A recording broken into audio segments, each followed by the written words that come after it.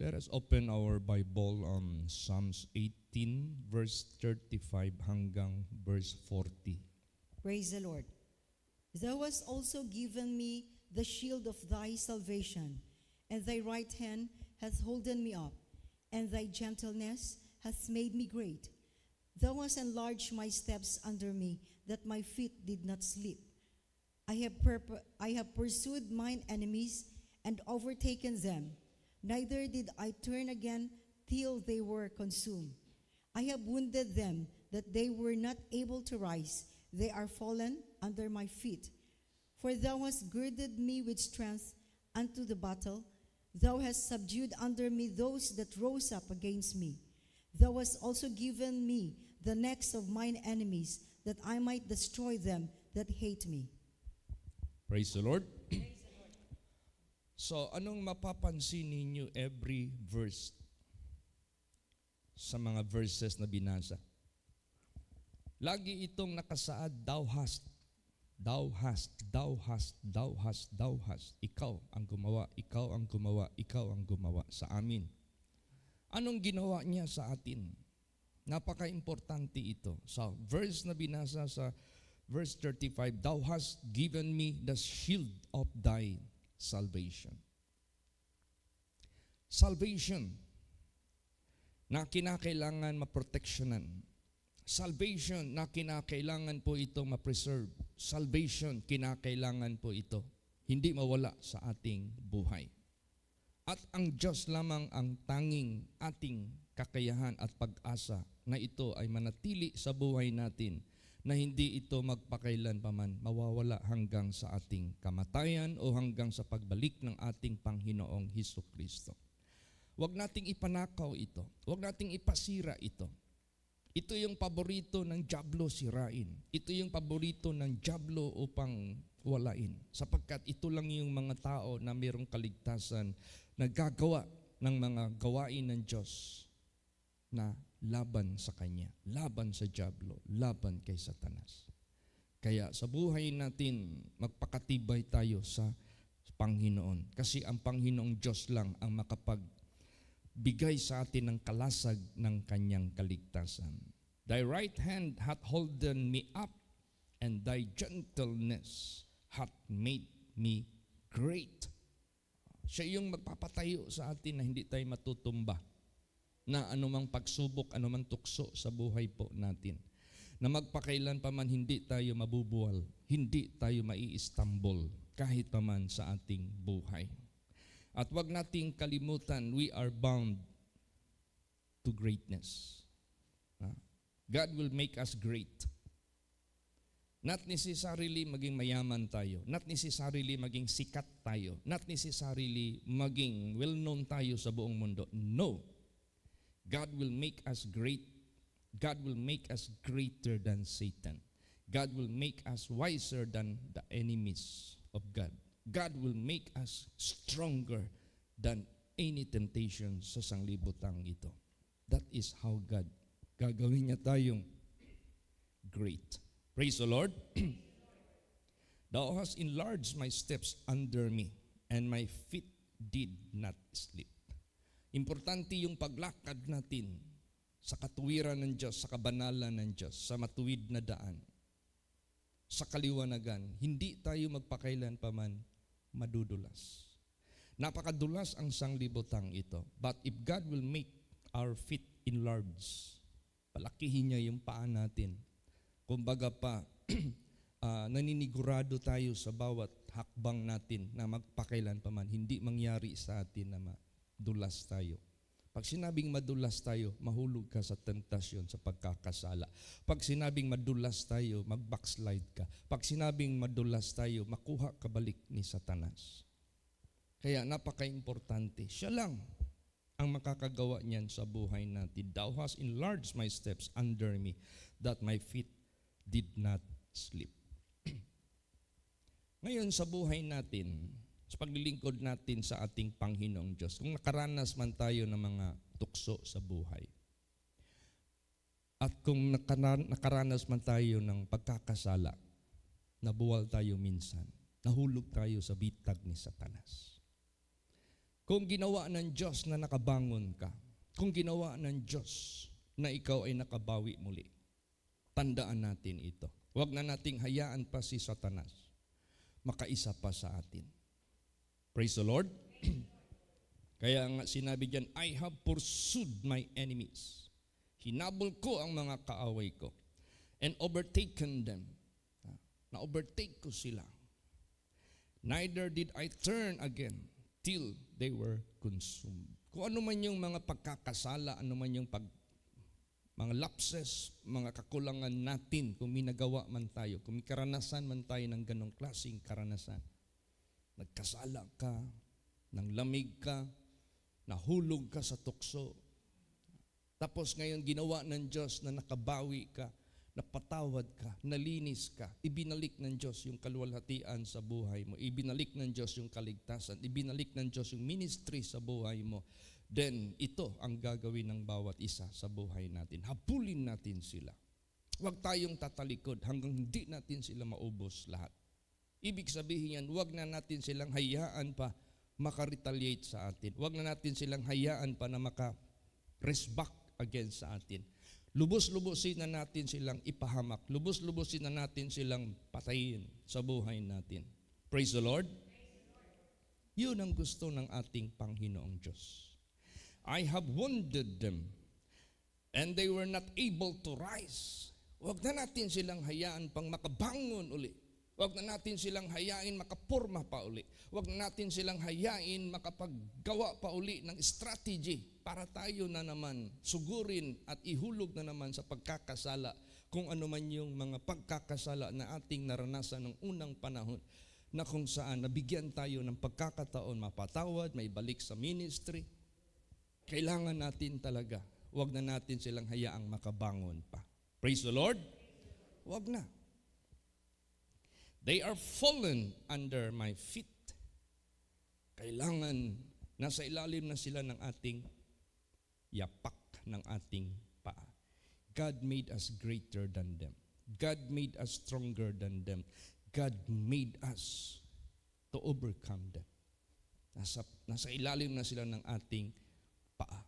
Huwag natin silang hayaan na makaalis dyan sa ilalim ng ating paa. Tapos unti-unti silang nagra-rise. Unti-unti silang mag-o-overcome na naman sa atin. Huwag nating ipahintulot na ganon. Thou hast girded me with strength unto the battle. The battle is not yet over. Alalahanin natin, habang nabubuhay tayo sa mundong ito, ang battle hindi pa matatapos. Only when we die, mamatay na tayo. Only when Jesus will redeem us at His coming. That is the time matapos ang battle. Kaya sinabi niya, Thou hast girded me with strength unto the battle. Kailangan lagi tayong nabigkisan ng kalakasan. Huwag tayong magpahina-hina. Huwag tayong yung bang tinatawag na lax, paisi-isi. Lagi tayong watchful, lagi tayong prayerful, lagi tayong stronger than our enemies, lagi tayong wiser than our enemies. We are girded with the strength of God. Thou hast subdued under me those that rose up against me. Kung mayroon mang nag-rise sa iyo at na-overcome ka sa mga panahon na nangyari na experience natin, kung meron man yan, then wag mo na silang hayaan mag-rise against you. Praise the Lord. They are subdued under your feet. Thou hast also given me the necks of mine enemies, that I might destroy them that hate me. Binigay na ng Diyos yung kanilang leeg. Ibig sabihin, pag binigay na ng Diyos yung leeg nila sa iyo, ibig sabihin yan, you have the all power and strength to make the so-called slaughter. Patayin mo na. Patayin mo na ang tukso. Patayin mo na ang mga bagay-bagay na iyong naranasan sa mga panahon na nakaraan. Na huwag na silang maging ma-revive, wag na silang makaposisyon, wag na. Make a slaughter. I might destroy them that hate me. Praise the Lord. Kaya, gaano na lang ang Diyos gagawa ng paraan sa buhay natin. Kasi siya lang, ang Diyos lang makakagawa nito sa atin. Wala nang iba. Paano gawin ng Diyos tayo ay proteksyonan? Paano tayo gawin ng Diyos na itong kaligtasan na ito huwag masira? Basahin natin. Psalms 5 verse 12. Praise the Lord. For thou, Lord, wilt bless the righteous. With favor wilt thou compass him as with a shield. Yes. Kaya huwag tayong umalis magpakailanman sa lilim ng pakpak ng ating Panginoong Diyos. Yung bang sinabi ba ni David? Under the shadow of thy wings I will make my refuge until these calamities be overpassed. Kasi papalibutan niya tayo ng kalasag para hindi. Alam mo kasi, sa lahat kasi ng angle ng ating buhay, minsan may mga tao na pag nagpapapicture, dahil sa sobrang maraming pictures na nakuha sa kanya, nakita niya sa result na may angle sa kanyang muka, may angle sa kanyang katawan na kaya-aya tingnan. Meron ding angle na pangit tingnan, meron ding angle na parang hindi kaya-aya. Kaya minsan yung mga tao na sanay na sa ganon, alam na niya paano saan niya i-position ng angle. At pwede niyang sabihin yung nagpipicture, sir, dito ka banda, sir, kasi yun ang magandang angle ng aking katawan at ng aking muka. Sa buhay natin, lahat ng angle ng buhay natin, sisilipin ni Satanas yan. Kung saan niya tayo makukuha. Kung saan yung weaknesses natin. Kung saan yung kahinaan natin. Lahat ng angle ng buhay natin, hahanapan niya ng jablo. Paano niya tayo ma-deceive? Paano niya tayo mapanghina? Paano niya tayo matumba? Paano niya tayo malugmok sa pagkakasala? Kaya kung ang Diyos magbigay sa atin ng protection, papalibutan niya tayo ng shield para walang angle sa buhay natin na masisilip ang jablo na tayo ay titirahin once again. Kaya dyan tayo sa Diyos. Laging, yun ang sabi ni Jesus, watch and pray always. Praise the Lord. Yan yung gusto ng Diyos sa buhay natin. Para yung shield ng Diyos laging nakakumpas, laging nakapalibot sa atin. Mapapagod na lang yung jablo na yan, kahanap ng anggel sa ating mga kahinaan. Wala na siyang makita. Puro na shield ng Diyos. Puro na kalasag ng Diyos na nakakumpas sa atin. Above and below and all angle of our side by side, front and back. Kaya, to God be the glory. We are secured upon Him. Praise the Lord. Ngayon, bakit kailangan i-enlarge niya ang ating mga paa? Bakit kailangan niya i-enlarge niya ang ating paglakad sa sanglibotang ito? Kasi ang buhay natin, para din tayong eroplano, may turbulence sa buhay. Para din tayong highway, minsan may lubak, minsan may paliko. Para din tayong daan na hindi lahat matuwid, meron ding mahirap na daan. Kaya kinakailangan sa buhay natin, in times of oppression, persecution, necessities, distresses, sa panahon na yan, kailangan manigurado tayo na huwag tayong bigyan ng pagkakataon ng jablo na i-discourage. Praise the Lord. Still strong tayo, still abounding tayo sa Kanya. Basahin natin. Psalms 4 verse 1. Praise the Lord. Hear me when I call, O God of my righteousness. Thou hast enlarged me when I was in distress. Have mercy upon me and hear my prayer. Yes. Thou hast enlarged me when I was in distress.